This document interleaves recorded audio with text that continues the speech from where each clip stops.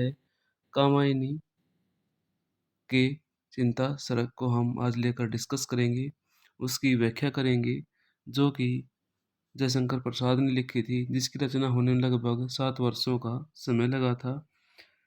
समस्त सृष्टि महाविप्लव में डूब चुकी है।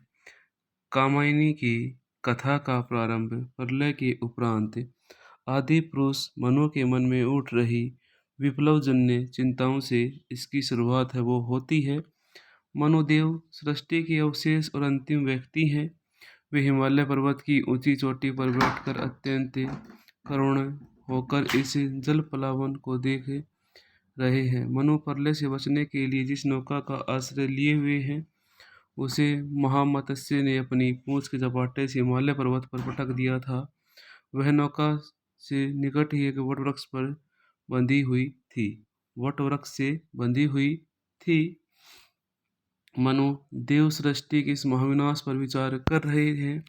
उनके चारों ओर निर्जन सुनसानी और केवल जड़ प्रकृति ही उनकी सहयोगिनी बनी हुई थी।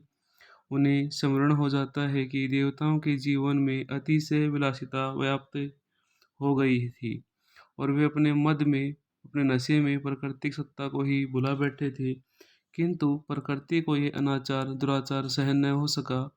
उसने देवताओं की विलास भूमियों, वैभव और यहाँ तक कि स्वयं देवताओं को भी अथाह जल में तिरोहित ने डुबो दिया था। मनु अत्यंत व्यथा से इस बात सोचते हैं कि देव सृष्टि का सब कुछ चला गया। सूर बालाओं का वह श्रृंगार, देवताओं की वासना समुद्र में समा गई। देव सृष्टि की कुल वधुएं, रतन जटित महल, स्वयं वासना के प्रतिनिधि अपनी ज्वाला से जल कर जल में विलीन हो गए।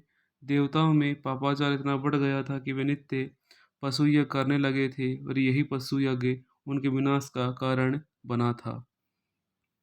मनु प्रलय को देखकर अत्यंत संतप्त यानी कि आश्चर्यचकित हो रहे थे और देवताओं की सृष्टि के विनाश पर पश्चाताप कर रहे थे। उस समय प्रलयकालीन जल तरंगों में मध्य डूबती उतरती हिचकोले ले रही थी। फिर मनु ने देखा कि जल का उद्दाम वेग क्रम से कम होने लगा और धरती ऊपर को उभरने लगी। पूर्व क्षितिज की ओर उदय होते सूर्य की किरणों ने आशा भरे प्रताप का संदेश दिया और उतासा के वात्या चक्कर में पड़े मनु के मन में भी आशा का संचार हुआ। कामायनी के चिंता सरग पहला कड़ी है और अंतिम आनंद पे जाके समाप्त होती है। हम 15 अध्यायों को, उनकी व्याख्या को करेंगे।